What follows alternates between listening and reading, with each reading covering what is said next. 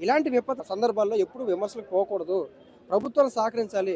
ప్రభుత్వం మీకు ఏమైనా చేయలేందా? లబ్ధిదారులకు ఎవరికైనా అందకపోతే, ఇగో పలానా పలానా మండలంలో, పలానా నియోజకవర్గంలో ఇంతమందికి మీరు ఇవ్వలేదు అని చెప్పగలగాలి. అప్పుడు వాళ్ళకి ఇప్పించగలగాలి. ప్రభుత్వంతో మీరు పోరాడండి.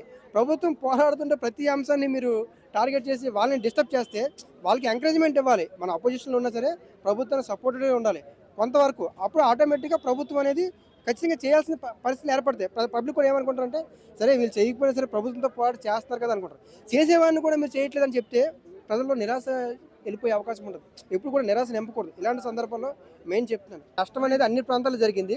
అన్ని ప్రాంతాల్లో ఈక్వల్‌గా జరగవు. ఎందుకంటే ఇప్పుడు గోదావరి జిల్లాలో ఉండే పంట వేరు. మనకి విశాఖ జిల్లాలో ఉండే పంట వేరు.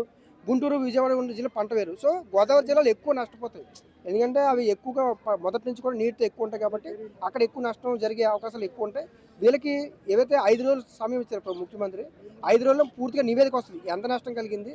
ఎంత నష్టం కలిగింది? అనేది పూర్తిగా నివేదిక వస్తది. నివేదిక వచ్చిన తర్వాత ప్రతి ఒక్కరికి ప్రభుత్వం జస్టిస్ చేయాల్సిన అవసరం ఉంటది. జస్టిస్ చేస్తారని నమ్ముతున్నాను అందరం.